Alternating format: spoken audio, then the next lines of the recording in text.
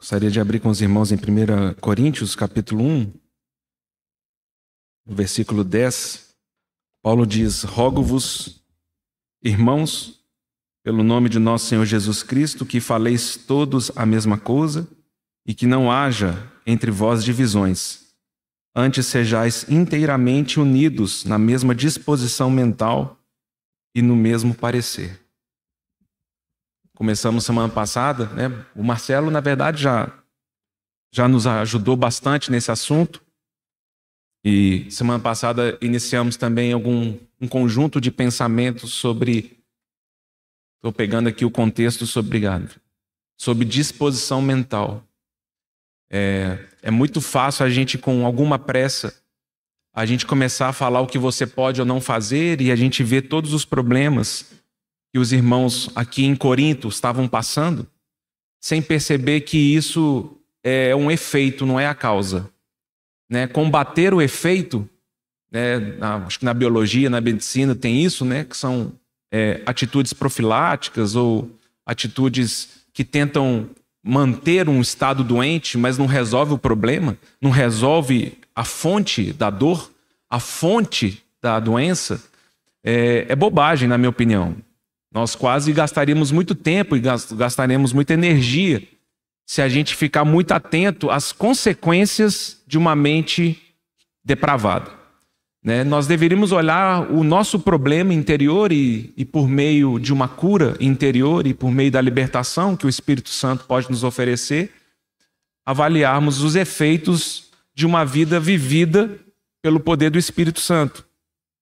O que Paulo aqui ele vai nos mostrar, né? E semana passada falamos sobre isso, sobre uma mente preocupada e uma mente despreocupada, é que às vezes nossa mente, né, onde nós temos ali nossa vontade, nossas emoções, onde nós temos nossos desejos, isso pode estar bem afastado de uma mente que se renova e uma mente santificada pelo Espírito Santo. E o problema para nós é enorme. Por quê? Porque se eu penso errado, as minhas atitudes serão erradas, e não o contrário. Né? Então, como alguém já disse, não são os meus sentimentos que geram pensamentos, são os meus pensamentos que geram sentimentos. Então, eu começo a me sentir triste se pensamentos de tristeza começam a se aninhar no meu coração. Eu começo a me sentir extasiado, alegre, se eu começar a pensar essas coisas. Então, os nossos sentimentos, eles são consequência dos nossos pensamentos. Nós todos somos um conjunto de conclusões. As coisas que você faz é um conjunto de coisas que você concluiu, que fazendo isso você será melhor, você será mais feliz, você será mais pleno, você fazendo essas coisas você se protegerá, você terá mais paz. Então, o perigo nosso é termos uma mente que se corrompe. Semana passada lembramos de Romanos 1:28, e é uma estrutura parecida com de 2 Timóteo 3. Né, Paulo ali em Romanos 1, né, naquele início do capítulo, ele vai dizer daquelas pessoas que por terem desprezado o conhecimento de Deus, Deus os entregou a uma disposição mental reprovável para praticarem todo tipo de coisas inconvenientes. E ele então faz uma lista de coisas inconvenientes, inclusive desobediência aos pais. Na lista está ali, uma pessoa que desobedece a um pai, a uma mãe. Então, enquanto o pai e a mãe ficam focados num filho rebelde, respondão, e não conseguem entender que, na verdade, essa rebelião, que é a casca externa, demonstra algum problema interno, nós ficamos olhando sempre para fora. Uma pessoa contenciosa, uma pessoa briguenta, uma pessoa implacável, uma pessoa que não perdoa, uma pessoa dura, uma pessoa ingrata. Nós olhamos só o fora, como se o problema fosse isso. Não, isso só está sinalizando um problema. Um problema interior, algum problema de uma má construção de conclusões, uma formação de ideias erradas, equivocadas, nos afastam bastante de uma vida aos pés da cruz. Paulo fala isso também a Timóteo, né, em 1 Timóteo 3, quando ele vai dizer: ô Timóteo, toma cuidado com as pessoas que aparentam ter piedade, mas negam por meio da sua vida a eficácia dela.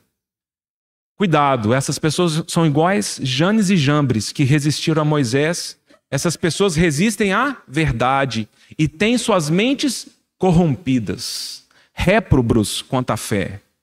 Então, Paulo faz uma lista ali. O egoísmo, a avareza, a lascívia, a luxúria, a ingratidão, né? Toda essa lista que Paulo menciona ali de sentimentos humanos são consequência de uma mente que se corrompeu. De um conjunto de ideias e pensamentos que, por algum motivo, eu ajuntei dentro do meu coração e concluí numa direção errada. Eu concluí num caminho diferente. E ao concluir, eu começo a agir. Os efeitos, a consequência das minhas conclusões, elas são muito, muito patentes. Nós não conseguimos esconder isso. Pelos seus frutos os conhecereis, não tem como. Nós não conseguimos fugir disso. Nós não podemos colher de espinheiros figos. Nós não podemos tirar água doce de uma fonte de água salgada. Então, de tudo que nós precisamos ter muita atenção, e esse é um exame absolutamente individual, nós precisamos cuidar da nossa mente e da nossa disposição mental. Isso é fundamental. Eu acho, porque eu sinto isso em mim, então provavelmente vocês também passam por isso, mas eu sinto que muitas vezes eu entro num piloto automático, num estilo de vida automático das coisas, né? E olha, dentro do meu estilo de vida, eu sou um bom religioso, eu tenho que falar isso para os irmãos. Não deixo de ler minha Bíblia, não deixo de fazer meu devocional, não deixo de participar de reuniões, não deixo de falar do Senhor, mas eu percebo que em alguns momentos a minha mente, ela foi para caminhos que eu a perdi. E é necessário que nós ordenemos que nossa vontade, emoções, necessidades voltem a um domínio do Espírito Santo. De ordenar esse tipo de pensamento, eu não aceito. Esse tipo de desejo é maligno. Esse tipo de necessidade não convém a um santo. Então a minha mente, ela começa a ficar gelatinosa, ela começa a ficar, e eu vou me embriagando com a religião e com a aparência, e eu vou me perdendo no caminho. E o Senhor usa a palavra dele, o Senhor usa irmãos, o Senhor usa circunstâncias para tentar me atrair novamente. Terrível é para nós nos tornarmos tão obstinados que a nossa vida não muda.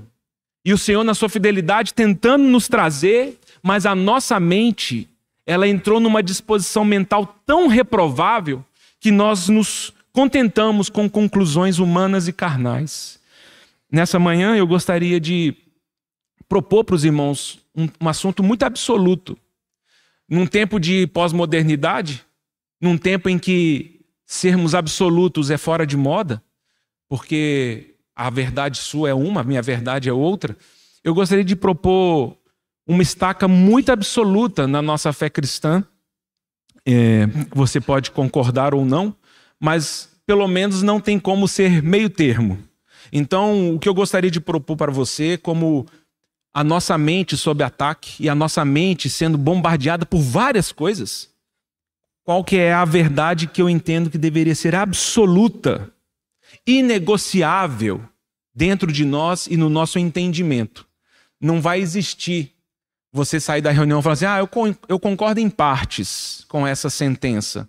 Eu concordo com alguma... Não tem como. Porque são informações absolutas que eu entendo que a Escritura coloca para nós. Então, se os irmãos puderem abrir comigo em Marcos,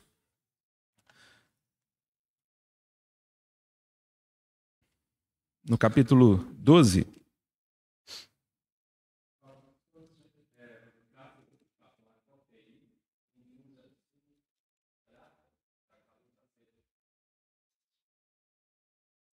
Alguém? Tem que ser daqui, não? É que qual modelo que é? É o do Voyage.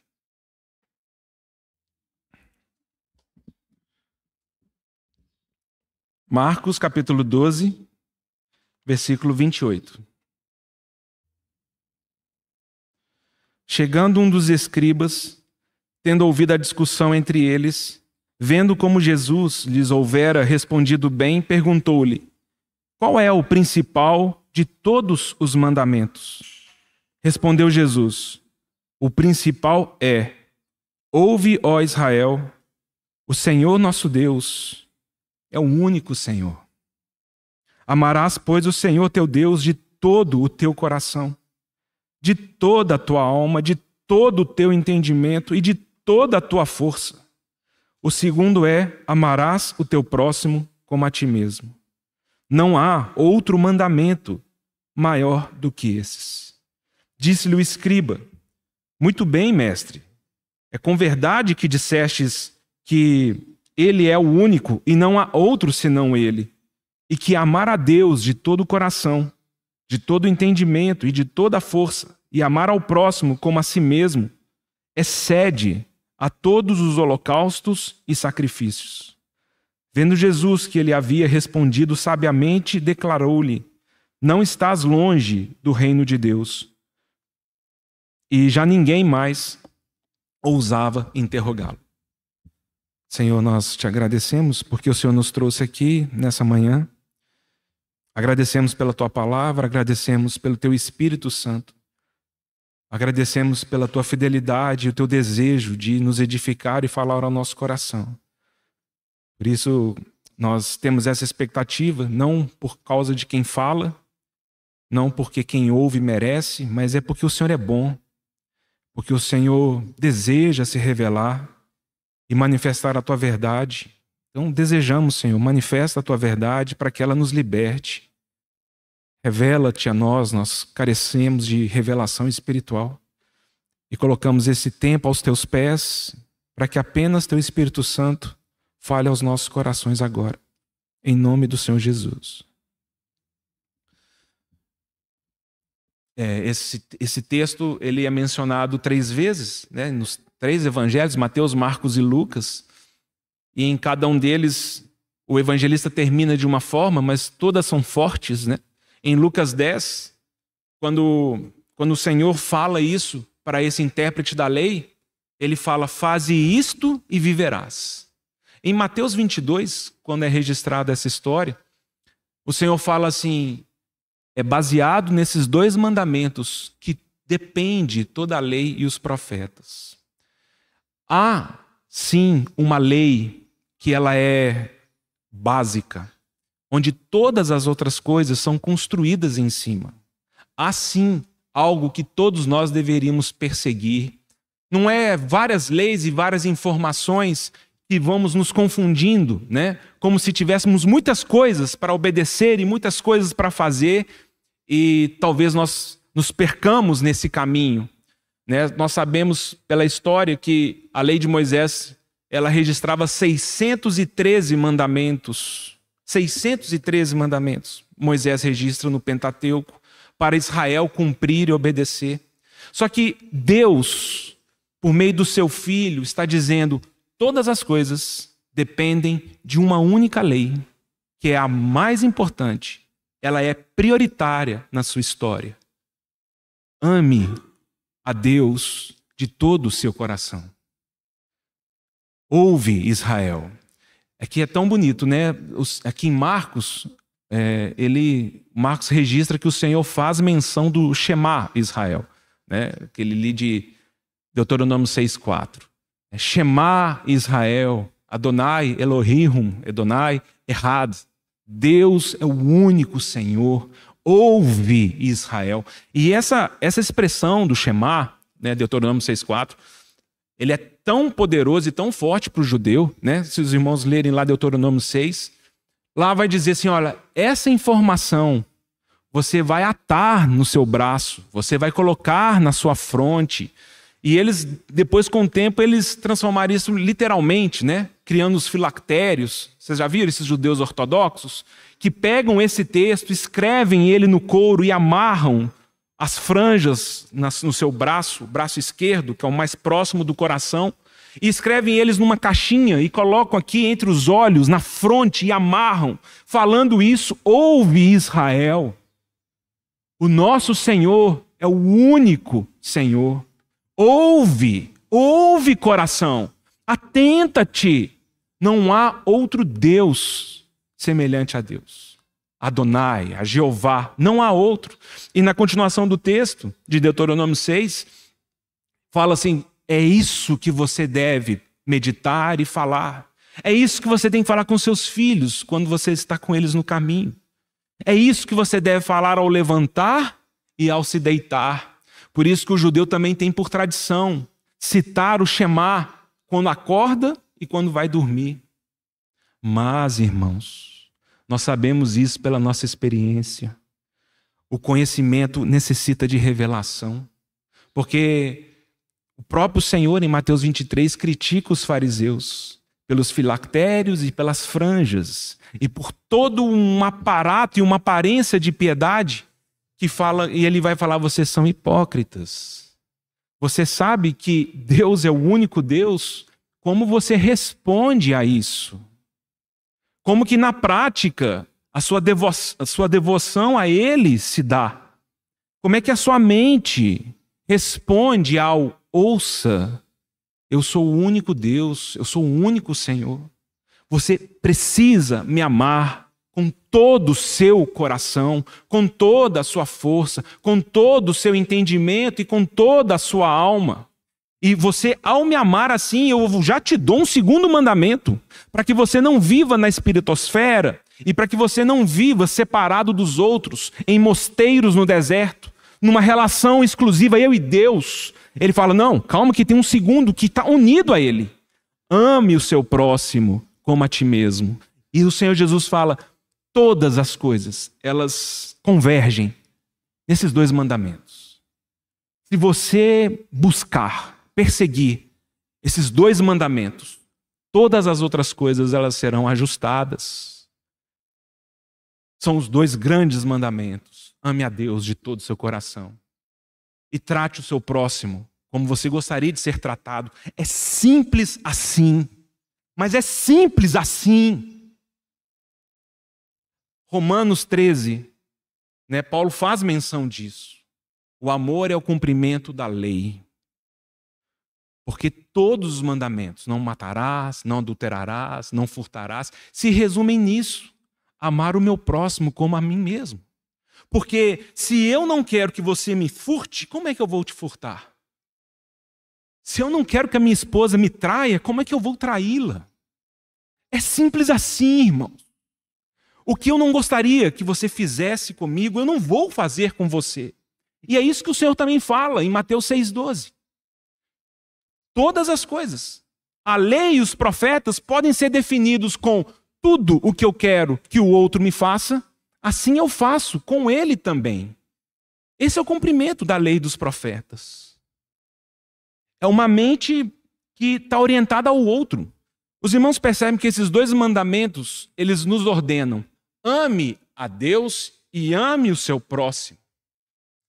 Não é um movimento de olharmos para nós e entender como que o universo e como que as pessoas vão me servir e vão me amar. E aqui nós começamos a ver como que o inimigo ele vem para destruir um fundamento de uma fé saudável.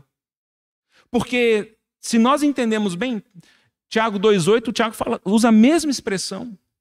A lei régia é amar o próximo. Se você faz isso, as coisas vão ser acertadas. O respeito, o suporte, o ouvir gentil, o coração aberto. Então, se eu amo ao Senhor, ou eu o busco de todo o meu coração para que Ele seja o centro da minha vida, e se todas as minhas decisões e atitudes, elas passam pelo crivo do vou fazer com você o que eu aceitaria que você fizesse comigo, a estrutura básica da nossa comunhão e do nosso convívio está completamente estabelecido. Nós não precisamos mais inventar a roda e falar de qualquer outra coisa, porque todas as outras coisas elas serão construídas em cima dessas bases. Só que aí nós temos um problema. E eu até pedi para os irmãos, mais uma vez, vou usar o reto projetor aqui. Nem é reto projetor, mas qual que é o nome disso? Porque eu até estava lembrando dessa mensagem. É uma mensagem que nós... Ó do mal aí. É uma mensagem que eu fui ver no nosso alfarrábios de áudios, né? Nós começamos a gravar em vídeo na pandemia. Antes disso era tudo áudio. E eu fui ver, achei que era uma coisa mais ou menos recente, mas realmente a vida passa rápido. Eu vi que eu falei sobre isso há 8 anos atrás. Então já tem muito tempo que eu até tinha colocado esse nome, Discernindo o Espírito da Nossa Era. Qual que é o espírito da nossa era? E eu gostaria eu tentei achar esse arquivo, não achei. E aí eu fui fazendo tudo de novo, mas aí eu achei que eu também não queria dar essa ênfase, então eu fui dando uma enxugada.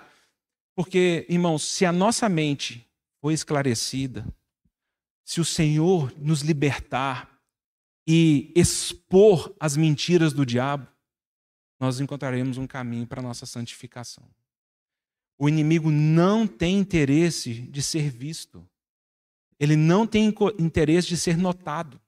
Ele quer estar escondido nas coisas, inclusive no nosso serviço. No nosso serviço entre irmãos, na nossa pregação, no nosso ministério. Mas, quando eu falo que nós temos que ser absolutos aqui, eu queria propor para os irmãos isso. Não há mandamento maior, palavras do Senhor Jesus, não há mandamento maior do que este: ame a Deus de todo o seu coração. Que Ele seja o centro, que Ele seja o definidor. Que o que você faz não é baseado no que você quer, mas no que Deus quer. Então, o inimigo, lendo a Bíblia mais do que nós lemos, ele sabe que o contrário disso, ele sabe que isso tem poder para nos destruir completamente. Então, não é o contrário de amar a Deus de todo o coração, não é amar o diabo de todo o coração. É muito mais sutil do que isso. E aí eu lembrei, né, quando a gente estudou isso, e é o espírito da nossa era, porque eu não sei se os irmãos, a gente já viu isso outras vezes, né, que todo esse satanismo e toda a pregação levantada por seitas ou magias ou espiritualidades contrárias ao cristão, ao cristianismo, eles vão advogar que, na verdade, o diabo, ele é um amigo do ser humano. O diabo é o primeiro rebelde que se levantou contra um Deus supremo que ordena a você as coisas. Ele convida o homem a comer de uma outra árvore e ser o seu próprio Deus. E esse é o ponto que nos destrói completamente na nossa experiência com o Senhor. Porque eu não quero amar o Senhor de todo o meu coração, porque eu entronizei em mim um outro Deus e eu escolho discernir o bem e o mal. E eu, como a serpente falou lá no jardim, eu vou ser meu Deus. Eu escolho quando servir a Deus, eu escolho o que obedecer de Deus, eu escolho o que fazer. E é nesse caminho que o Senhor fala: não há outro mandamento maior do que esse.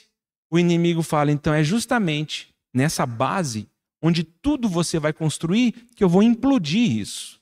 E eu queria lembrar os irmãos, eu botei esses slides só para impressionar os irmãos na força da história desse camarada aqui, o Aleister Crowley, que, né, os historiadores, muita gente vai dizer que ele realmente foi um cara importante aqui na cultura ocidental, né, de tudo que foi feito aqui. E eu não quero gastar muito tempo com isso, eu tenho que tomar cuidado.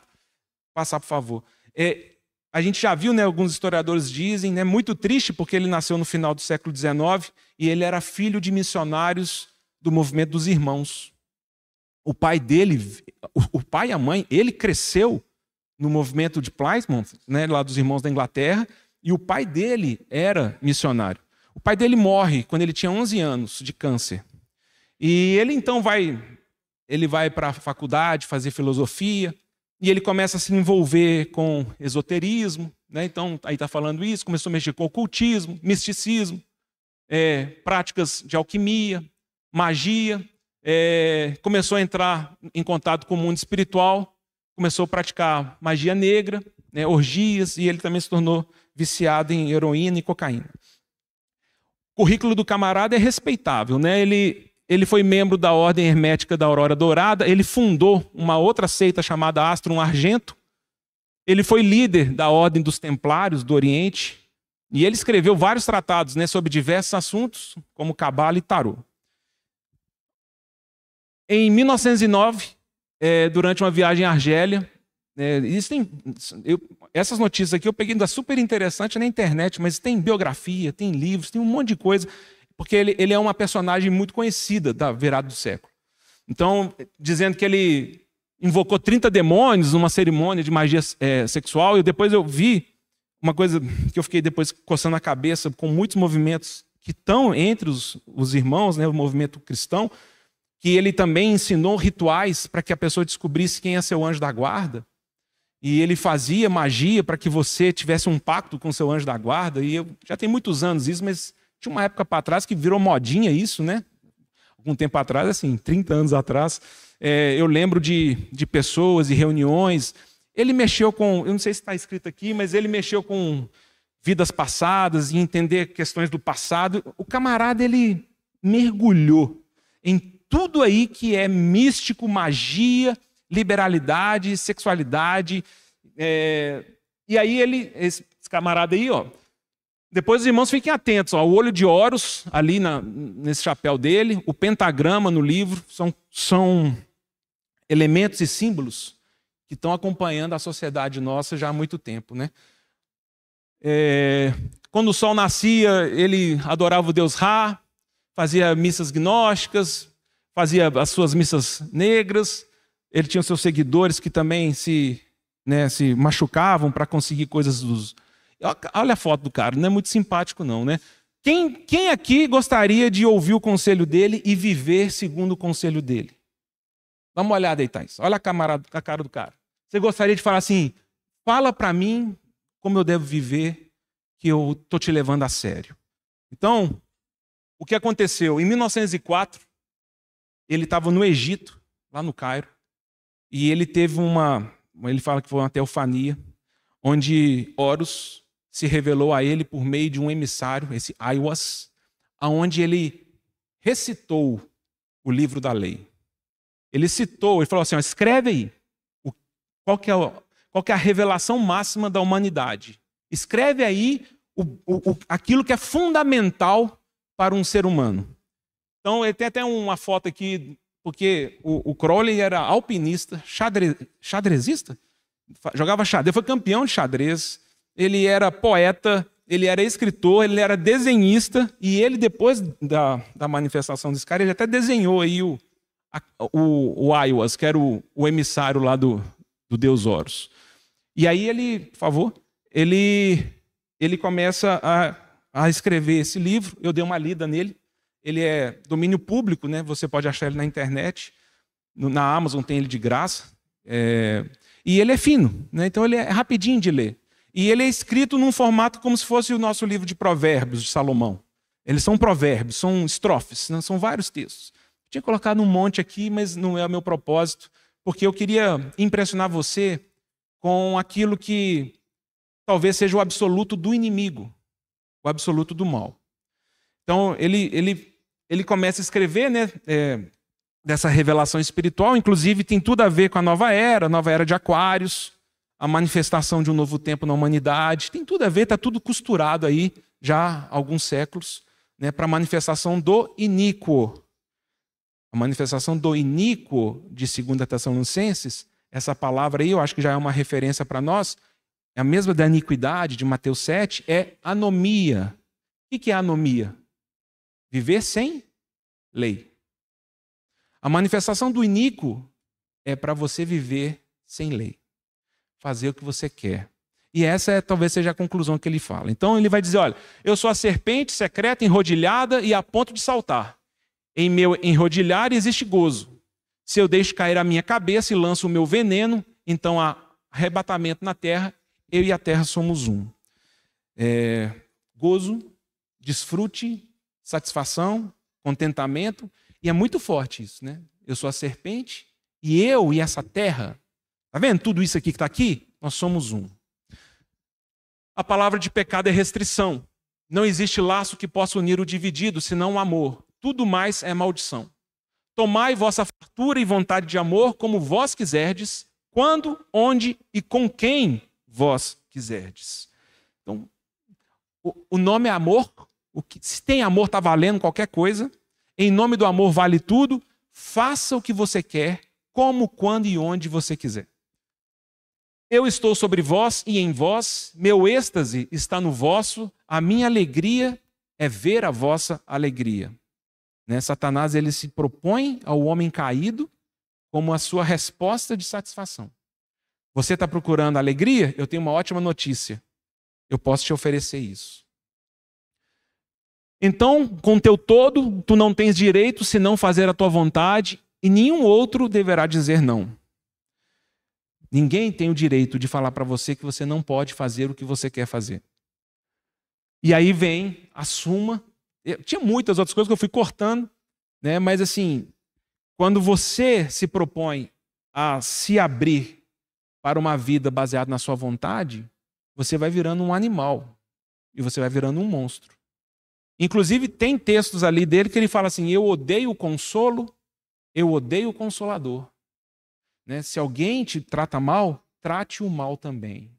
Se alguém te machucar, machuque-o também.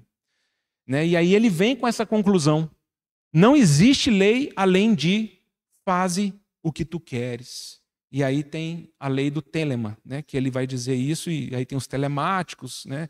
Que é a lei desse mundo faz o que você quer fazer. É isso. E fala a verdade, o nosso velho homem, o homem caído, que comeu do fruto do conhecimento do bem e do mal, dentro dele, ele se fortalece com essas informações. Por isso que eu falo do absolutismo, porque nós temos o maior mandamento e todas as nossas obediências, elas dependem desse maior mandamento, que é amar a Deus acima de todas as coisas.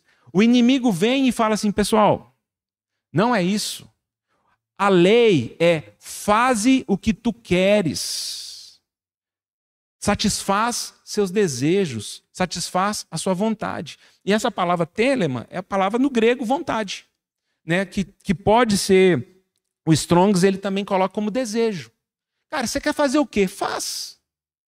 Deseja alguma coisa? Toma.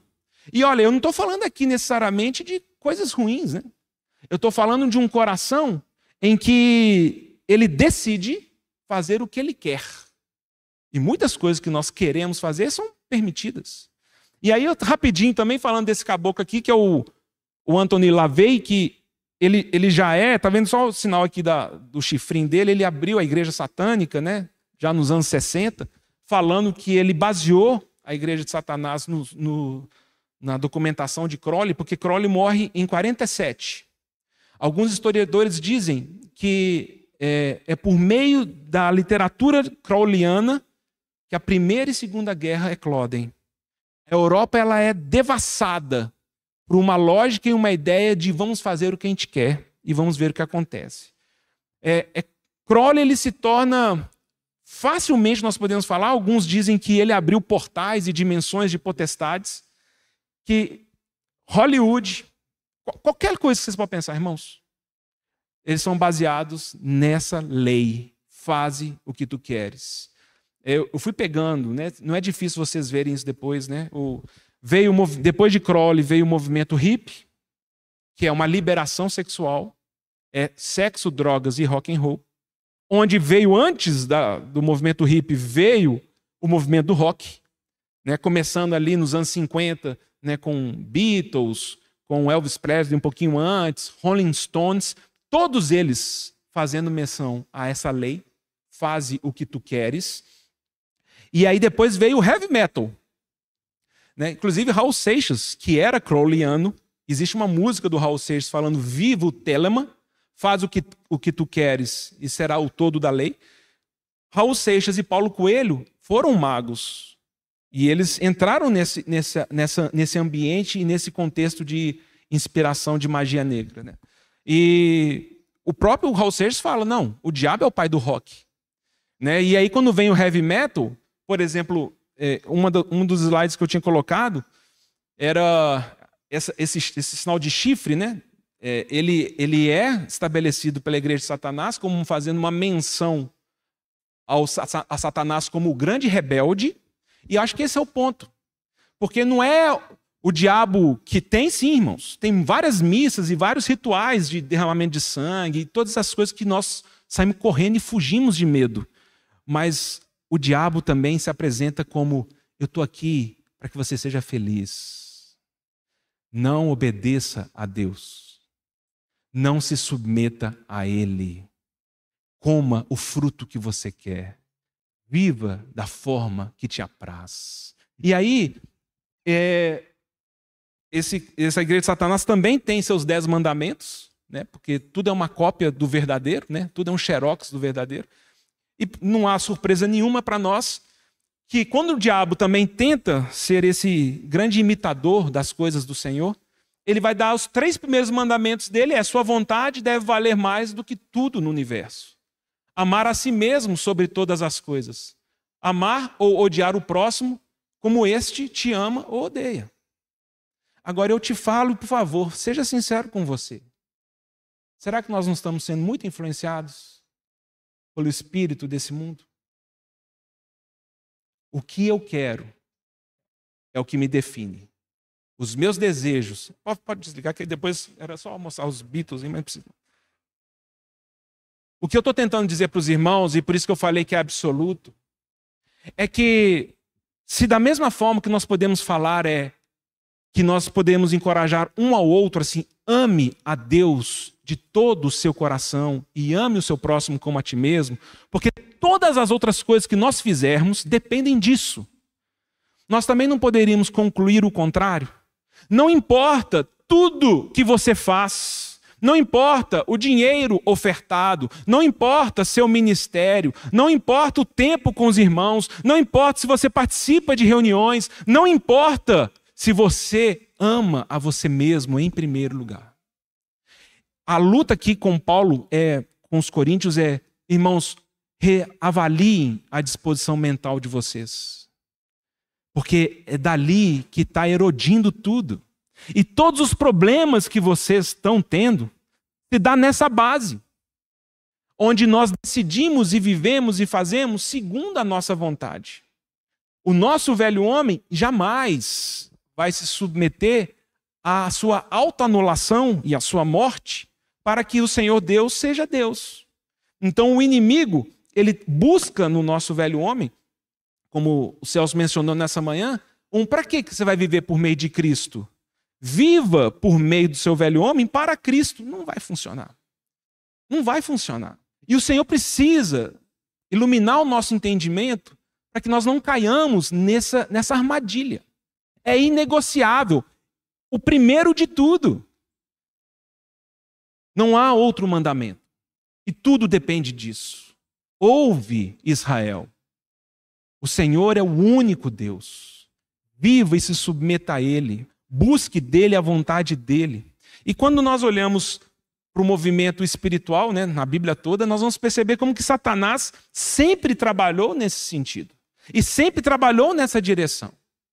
Né? E há pouco tempo falei com as irmãs sobre Saul, porque lembra quando em 1 Samuel 15, quando Saul ele obedece ao Senhor pela metade, quando ele resolve, ao desobedecer a Deus, oferecer alguma coisa para o próprio Deus, e Samuel então fala assim: ô Saul, você acha que Deus está preocupado com sacrifícios e holocaustos?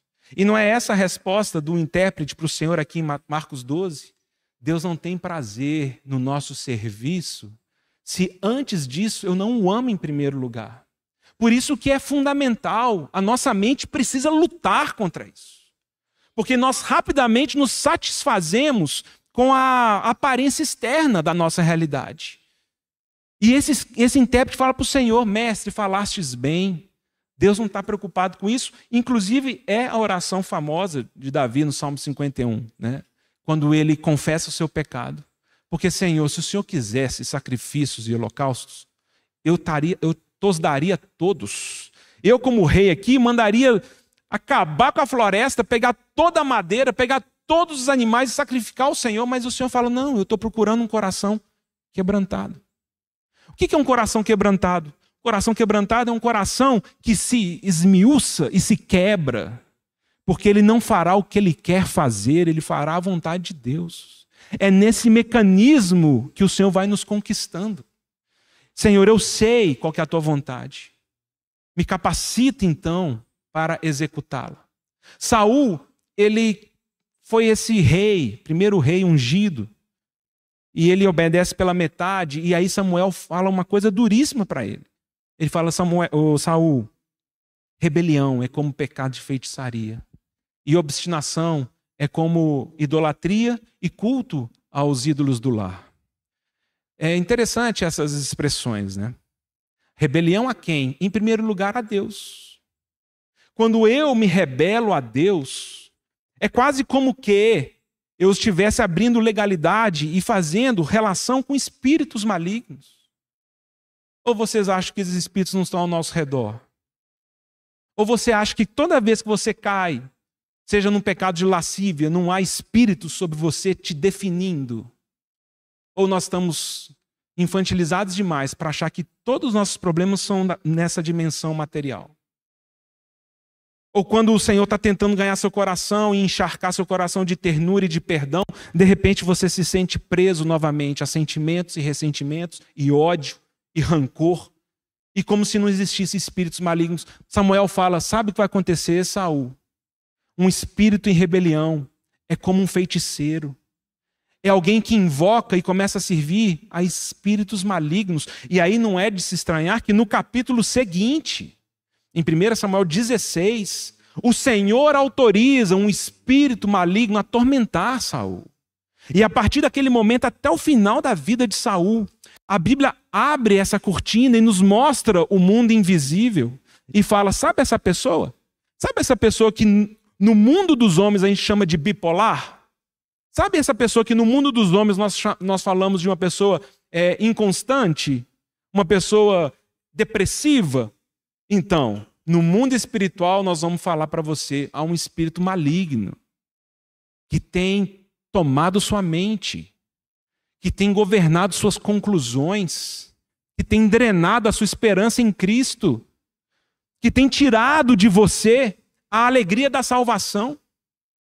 Mas Saul ficou mais 10 anos como rei de Israel, irmãos. Rei de Israel, indo para as guerras, lutando, mas com uma mente subjugada. Perdido, tomado de inveja. O caminho do inimigo para destruir Saul foi a inveja. Porque a partir do momento que ele percebe que as pessoas louvavam mais a Davi do que a ele, aí esse espírito começa a destruir tudo. Porque o inimigo ele encontra na legalidade básica nossa um caminho para prosperar seus interesses. E qual que é a legalidade básica nossa? Nós não amamos a Deus de todo o nosso coração, de todo o nosso entendimento, com toda a nossa alma e com toda a nossa força. Nós não buscamos isso. Então, todos aqueles que não buscam isso como a bússola ética, como agenda de vida, prepare-se. Você tem seguido o conselho desses caras aqui. É o conselho de toda a cultura ocidental. Toda a cultura ocidental se baseia nesse espírito maligno do anticristo, onde te convida para a anomia. O pecado é uma restrição boba. Você acha que... Olha a graça aí, não vou entrar nesse caminho não, que eu vou me perder no raciocínio. Mas é muito o que se fala lá, o salmista. O insensato diz no seu coração, não há Deus, e o meu pecado ninguém está vendo, e o meu pecado não será detestado. É mesmo? Você acha que nós não vamos prestar conta diante do Senhor? Será que você está tão juvenil na sua espiritualidade que você acha que o pecado nosso não é detestado pelo Senhor? Deixa eu falar uma coisa aqui rápida, abrindo um parêntese, aqui de Samuel 15. Aqui ele vai dizer assim, ó, a obstinação, em algumas versões fala teimosia, uma mente de dura cerviz, um coração que já não aprende, não é mais ensinável, alguém que se endureceu de tal maneira que nada, o Senhor tenta falar de todas as formas, já não consegue perfurar essa armadura de uma mente que se perdeu em conclusões que o afastaram de Deus. Ele vai dizer, a obstinação ou a teimosia é igual a idolatria e culto aos terafins, na nossa versão aqui, ídolos do lar. Algumas versões no hebraico é terafim, é um nome dado a esses deuses do lar. Na Bíblia de Jerusalém já fala claramente, por exemplo, terafins. E aonde a gente vê terafins aqui? É bem interessante isso. Quando a gente vê os ídolos do lar como uma realidade de cada casa e de cada coração, e cada um tem seu formato, e cada um tem seu tamanho, e cada um tem seu padrão. Vocês lembram que a própria Mical, esposa de Davi, quando tentou esconder que Davi tinha fugido do seu pai, vocês lembram? Ela pega um ídolo do lar, um terafim, que era do tamanho de um ser humano normal, coloca na cama, coloca a coberta, né, bota uns pelos de cabo na cabeça e fala para os guardas, Davi está doente, fala para o meu pai que quando ele ficar bom, ele vai lá visitá-lo, porque Saul queria matar Davi. E os guardas olharam e falaram, coitado, Davi está dormindo e está doente. Demorou tanto que Saul fala assim, traz a cama. Ele não consegue levantar da cama, traz a cama, que eu vou matar ele agora. Um ídolo do lar do tamanho de um ser humano. Mas também temos ídolos do lar, igual Raquel, quando esconde os terafins de Labão, seu pai, né, na sela do seu camelo, e ela senta em cima com a sua saia, mostrando, irmãos, que os ídolos do lar, cada um tem o seu. Cada um tem o seu.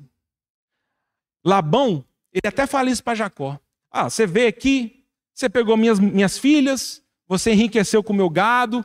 Bem, quer ir embora? Tudo bem, agora você levou os meus deuses, os meus ídolos do lar, isso eu não vou aceitar. Isso era tão sério naquela época, que Jacó fala, porque Jacó não sabia que Raquel havia roubado.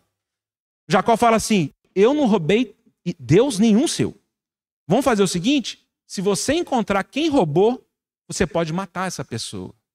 E ele não encontrou, né? Porque Raquel fica em cima da saia e ela fala para o pai dele, fala, eu estou no costume das mulheres, não vou poder levantar, e ele não olha a saia dela. Ufa nada, irmãos. Ufa nada. Raquel morreu no meio do caminho. Raquel não foi enterrada com os patriarcas. Quem foi Lia. Raquel não teve a honra de ser enterrado com Abraão, com Sara, com Isaac, com Rebeca, com Jacó e com Lia. Uma pessoa que morre no caminho porque ela esconde nas suas entranhas, debaixo das suas saias, deuses. Por meio da obstinação e da teimosia. Uma mente teimosa, ela começa a idolatrar e ela começa a servir os ídolos do seu lar. Qual que é o nosso ídolo do lar? Jeremias 13, o Senhor fala, porque vocês esqueceram de mim. Sabe o que eu vou fazer? Eu levantarei as suas fraldas até a sua cabeça, para que todos vejam a sua vergonha. Nossa, eu estou tranquilaço aqui. Os irmãos não sabem dos meus ídolos escondidos. Ah, é? Você está temendo o que os homens pensam de você? O que você fará quando Deus levantar as suas saias? O que você fará quando o Senhor falar, e esses ídolos que você escondeu a sua vida inteira? Pode ser entretenimento, pode ser futebol, pode ser videogame, pode ser trabalho, pode ser férias, pode ser casa, pode ser carro, pode ser filhos, pode ser esposa, pode ser marido, pode ser cozinha, pode ser academia. Qual que é o seu ídolo? Ouve, Israel, não amarás nada nem ninguém acima de mim, porque só eu sou Deus. E enquanto a nossa mente não se define nessa direção, nós não conseguiremos vencer as tentações. Algumas sim, outras não, mas o nosso coração, de uma forma geral, ela vai se curvar, nosso coração vai se curvar aos ídolos dessa terra. Davi também não escapa disso. Lembra? 1 Crônicas 21:1 fala assim, Satanás se levantou contra Israel e incitou a Davi a fazer o censo. E no meio desse processo em que Satanás ele incita uma pessoa e essa pessoa se abre para a vaidade, porque era a vaidade dele, Joabe fala, rei Davi, não faça isso. Não, eu quero saber o tamanho do meu reino, eu quero saber se eu estou poderoso ou não. Depois daqueles 3 dias de praga, 70 mil homens morreram por causa de Davi. E Davi chora diante de Deus. Ele fala, Senhor, não é justo. Fui eu que pequei. Por que o Senhor não me mata? Mais uma vez, irmãos, um homem segundo o coração de Deus não é um irmão que não erra. É um irmão que se arrepende dos seus pecados. Porque tem gente que está matando um monte de gente e nem curva o olho, nem chora por isso, nem se arrepende por isso, e não percebe que Satanás incitou seu coração, não percebe que está vivendo pela carne, está vivendo pelo velho homem, está destruindo a comunhão, destruindo os irmãos, destruindo a fé, destruindo a harmonia. Davi fala ao Senhor, me perdoe, ele pede perdão ao Senhor, mas o que ele fez matou 70 mil pessoas, irmãos. Por isso, nós vamos ver isso ao longo do livro aqui de Coríntios. Nós vamos ver que é inevitável que venham os escândalos. Mas ai de quem por qual vêm os escândalos? É inevitável, nós teremos problemas. É inevitável, irmãos. Mas que o Senhor nos dê uma mente que fala, Senhor, que não seja por meio de mim, Senhor. Que não seja por meio de mim. Rebelião, irmãos, é como pecado de feitiçaria. É um caminho espiritual que se abre para o inimigo ganhar a nossa mente e o nosso coração. Nós avançamos na Bíblia, nós temos Lucas 22, versículo 3, onde diz que Satanás entra, eu falei Lucas, né? Lucas 22, 3, onde Satanás entra em Judas. E Judas, então, vende o Senhor Jesus por dinheiro.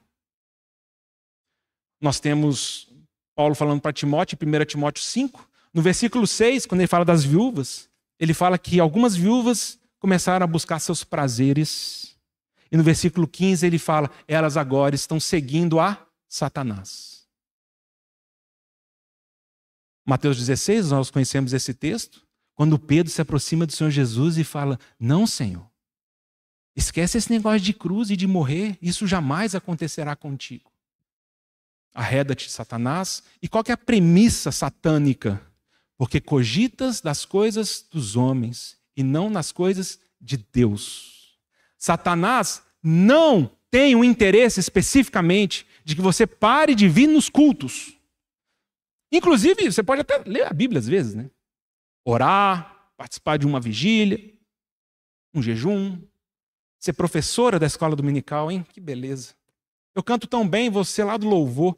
Satanás sabe que se a lei fundamental não estiver estabelecida no seu coração, você será derrotado. Vocês lembram lá em Êxodo 8, 28, a negociação de Faraó com Moisés?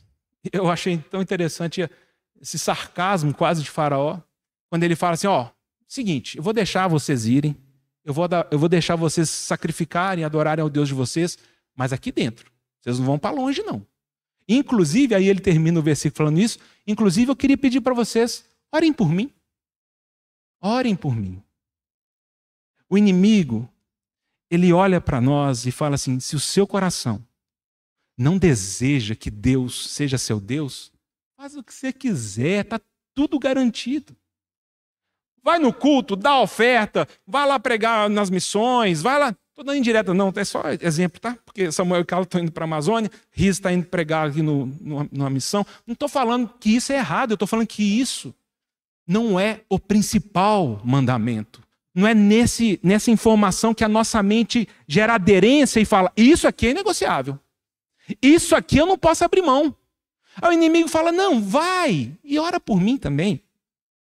Mas eu sei que se o seu coração permanecer no Egito, a sua vida será sempre desgraçada. Ora, prega, serve, dá seu nome para a escala. Está tudo certo. E é tão triste quando nós nos contentamos com isso. Eu acho que eu não estou tão ruim não, eu sou professor da escola dominical ali há 10 anos. Estou na escala de pregação. Irmãos, essa palavra telema, vontade no grego, ela aparece na Bíblia, porque é uma palavra grega. Ela aparece na Bíblia algumas vezes, e eu queria lembrar apenas 3 para os irmãos, bem rapidamente. Textos que nós conhecemos, e são textos que fazem esse contraponto com o que Satanás diz para nós. Satanás diz, faz o que tu queres, é isso, a vida se resume a isso. O Senhor Deus fala, não há vontade fora da minha vontade. Ame, busque-me de todo o seu coração. E a gente vai resumir nossa história nessas 2 dimensões. Só nessas 2 dimensões. Então a primeira vez, tem várias, mas eu queria pegar 3. A primeira está lá em Mateus 6, versículo 12, versículo 10 ao 12, que é a oração do Pai Nosso. Portanto, vós orareis assim: seja feita a tua vontade. Essa palavra no grego é telema. Não é a minha vontade, é a vontade de Deus. Então, faze a vontade de Deus, esse é o cumprimento da lei. A segunda passagem, Romanos 12, 2. E é interessante, o versículo 1, né? Conhecemos bem.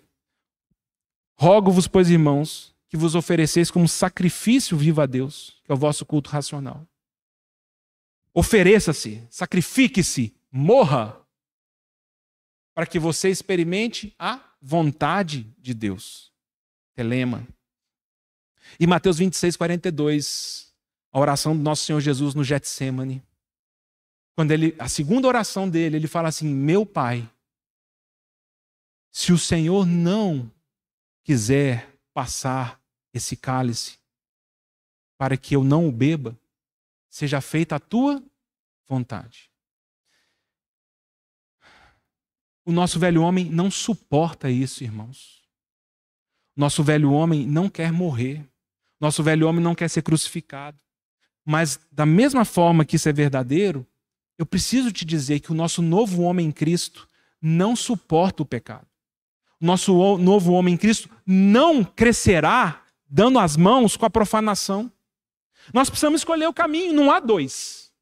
Satanás está aqui, beirando nós, andando ao redor, procurando corações que se abrem para o... quer saber? Pelo menos hoje, vou fazer o que eu quero. Pronto. O veneno da serpente foi inoculado. E nós não temos essa capacidade do homem perfeito, esse último Adão, esse segundo homem, o Senhor Jesus, chorando, sofrendo, ajoelhado. A minha vontade é essa, mas não seja feita a minha vontade, seja feita a tua vontade. E é nesse caminho de obediência que nós experimentamos plenitude de espírito. E é nesse caminho que nós andamos em espírito e nós não satisfaremos as concupiscências da carne. E é nesse caminho que eu e você teremos vitória sobre o pecado. E é nesse caminho que nós teremos a plenitude da paz de Cristo que excede todo o entendimento.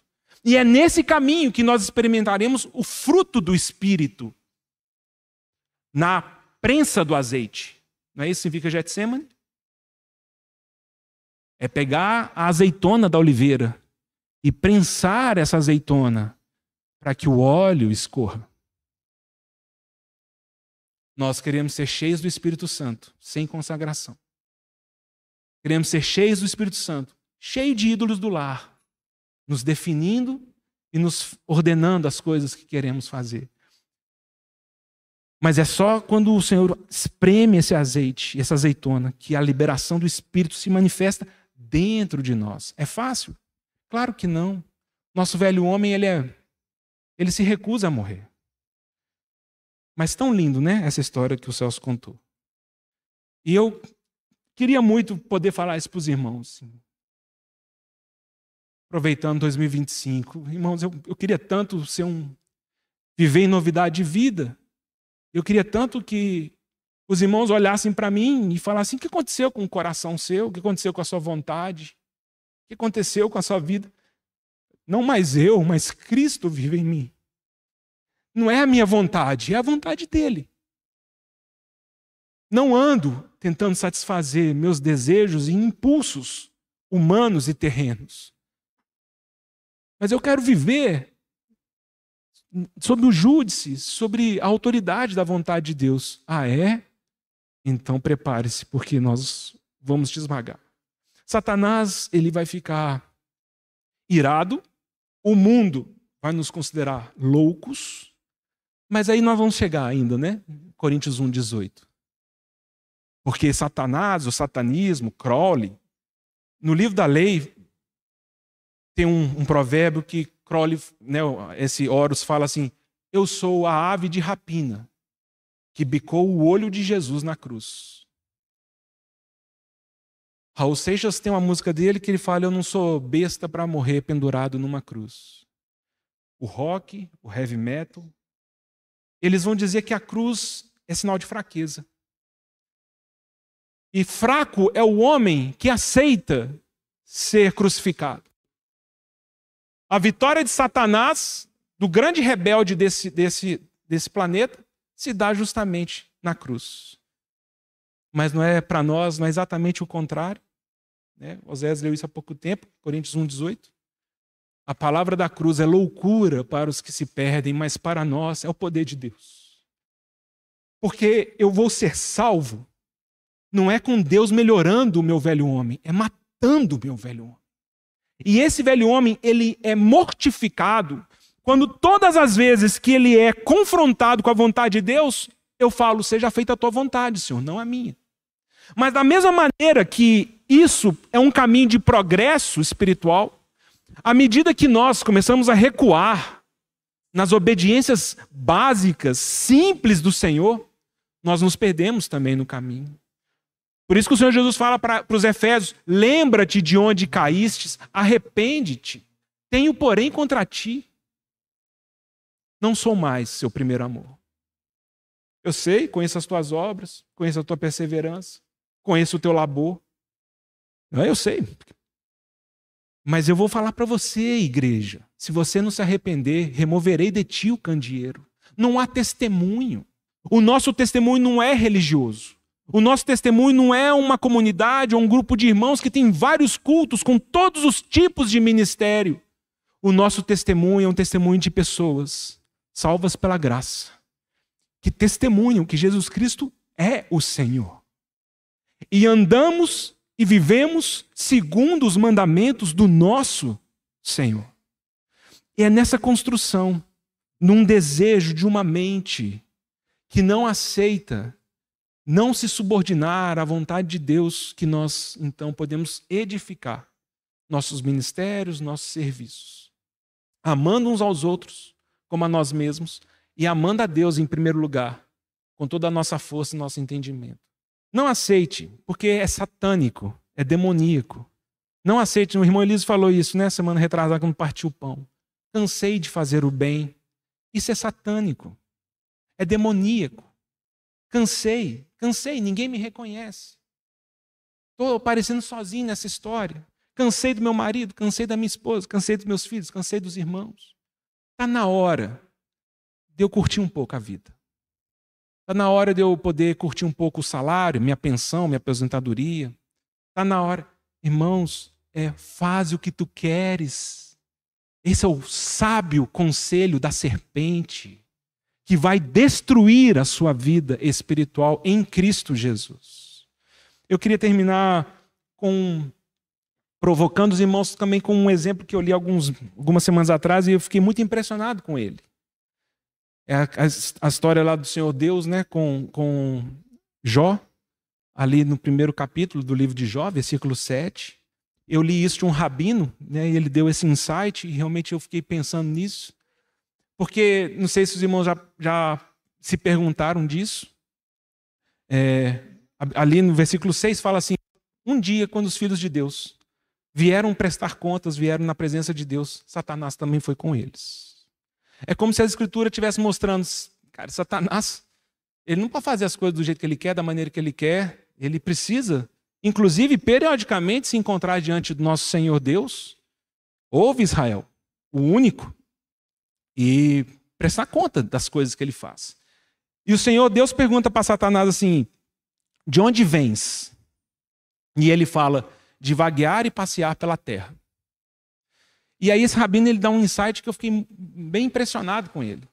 Porque eu lendo isso aqui fica parecendo assim, passear, né? Passear fica parecendo um negócio meio de, tô aí, né? Dando um rolé, tô passeando aí, tô vendo, vagueando pela terra.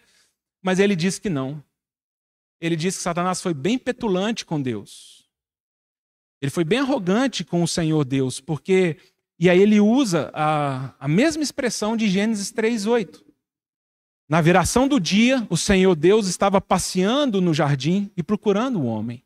E ele vai dizer que essa palavra ali no hebraico, onde passear para nós fica parecendo até lazer, esse passear ele denota alguém que tem autoridade sobre uma região, alguém que é o supervisor e o responsável por uma área. E ele então passeia para supervisionar se as coisas estão andando conforme a autoridade dele e a legislação dele ordenam. É como se Satanás, de uma forma muito petulante, falasse para Deus: sabe esse mundo que eu usurpei? Sabe esse mundo que jaz em mim? Eu que sou o Deus desse século, eu que sou o príncipe desse mundo. Então, como eu mando aqui nesse pedaço, como eu sou o supervisor, eu estou passando aí para ver se as coisas estão andando do jeito que eu espero. E fez sentido para mim, porque em Gênesis fala assim, né? O Senhor Deus estava na viração do dia, passeando pelo jardim, quando ele procura o homem e fala: Adão, onde estás? O Senhor está olhando o seu jardim, seu povo, e ele fala: onde você está? E aqui, quando Satanás faz isso, qual que é a resposta do Senhor Deus para ele? Observaste o meu servo Jó?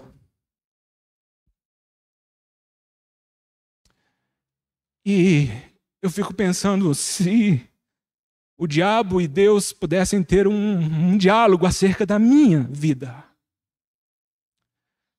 Se o Senhor e o diabo pudessem falar acerca da minha pessoa.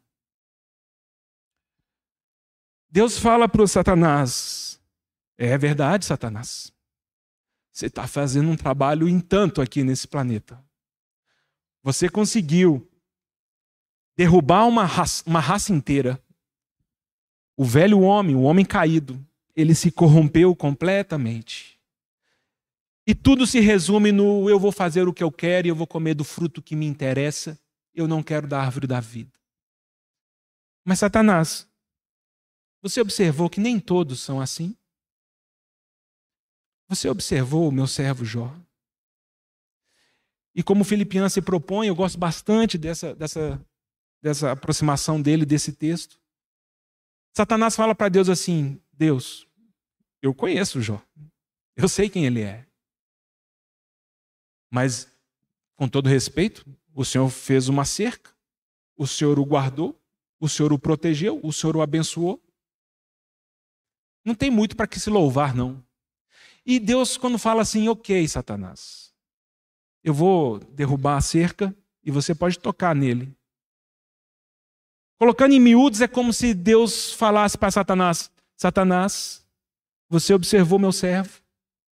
Você observou que ele me ama de todo o seu coração? E Satanás fala: ele não te ama de todo o seu coração. Ele te ama pelas coisas que o Senhor dá a ele. E Deus fala: você está equivocado, Satanás. Ele não me ama pelas coisas que eu dou a ele. Ele me ama por quem eu sou.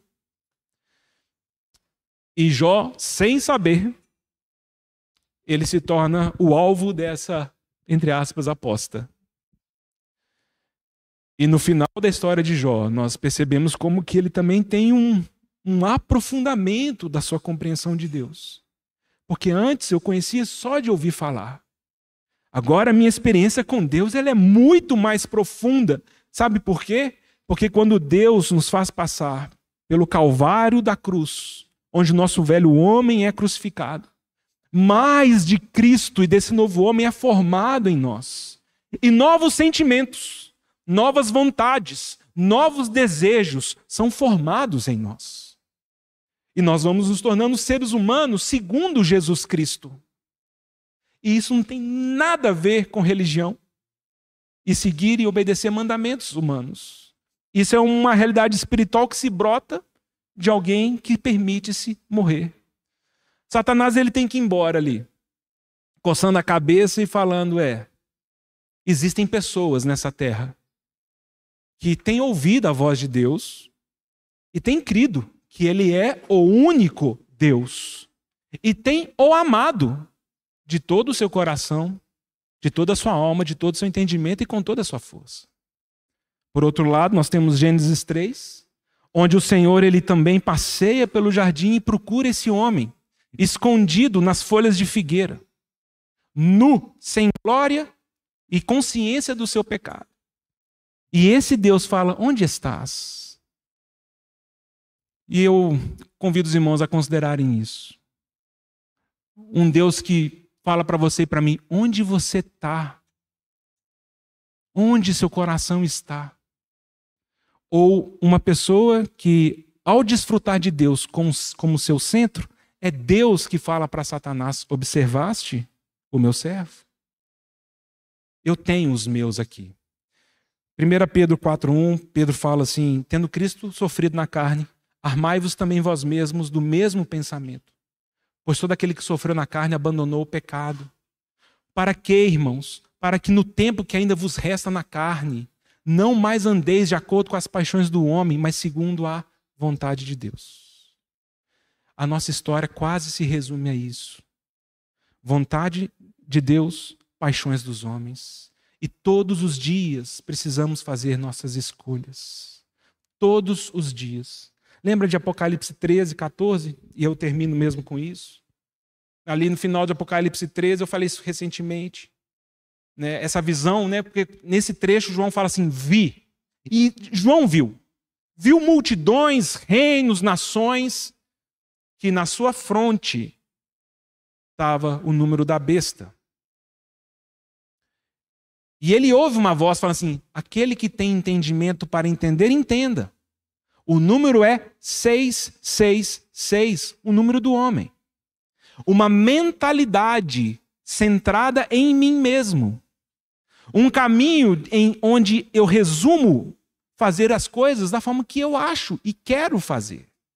Mas lembre-se, irmãos, no final desse versículo 18, começa o capítulo 14, quando o João está escrevendo, não tem capítulo, certo? Então, às vezes, quando se divide em capítulo, nossa mente parece que não consegue enxergar o todo. João, ele vê as nações seduzidas pelo dragão e seguindo a besta. E na sua fronte, homem, homem, homem. Eugene Peterson fala que nós temos parado de adorar a Santíssima Trindade e nós temos adorado a profaníssima Trindade. Santos desejos, santas vontades e santas necessidades. É isso que vai nos definindo. Mas aí, quando João fala assim, eu vi isso, mas o versículo 1 do capítulo 14, ele fala, mas também vi. Eu vi os 144 mil selados no Monte Sião, que na fronte deles, ou seja, na mente, no pensamento, não é homem, homem, homem. É o Cordeiro e o nome do seu Pai, seu Deus. Ele vê as pessoas que se curvam e adoram a Satanás. E como você e eu curvamos e adoramos Satanás? Oferecendo um bode na encruzilhada? É dando nosso amor a outra coisa que não é Deus. E ele também olha e ele vê aqueles selados, que na mente deles está o Cordeiro e Deus. Que o Senhor fale aos nossos corações, que o Senhor possa nos impressionar. Nossa dificuldade, às vezes, é que nós somos bastante relativos na nossa consagração, e isso nos perturba e atrapalha bastante. Nós relativizamos muito a obediência, e nós não percebemos que os filmes, as músicas, as revistinhas em quadrinho, o esporte, todas essas coisas estão sob uma influência e um espírito que sopra no nosso coração um desatino mental, que eu paro de olhar para o Cordeiro e eu começo a olhar para outras coisas. Esse é o início da nossa decadência espiritual. E depois olhamos para trás e falamos assim, mas como é que a minha vida ela terminou desse jeito? Foi lá atrás, quando você parou de ter Cristo como a sua mente e quando você parou de decidir que eu vou amar a Deus em primeiro lugar e começou a tirar uma semaninha para jogar videogame. Qual que é o problema disso? E de repente, nosso tempo, nossa energia, ela se escoa por coisas fúteis, inúteis, e nós então nos tornamos pessoas despreparadas para a batalha do Senhor, que é Coríntios 3. Vós sois crianças. Vocês não têm condição nenhuma de lutar as guerras do Senhor, porque vocês não têm enxergado as coisas da forma certa. 2025 está chegando, irmãos. Mais uma vez, é mais um ano que nós falamos a mesma coisa. Nós não sabemos se estaremos no final do ano que vem aqui. Nós não sabemos o nosso futuro. Mas que todos nós possamos falar como terminamos a reunião cantando. até me chamar, né, ou voltar, em Cristo eu vou permanecer. Né? Que o Senhor nos abençoe.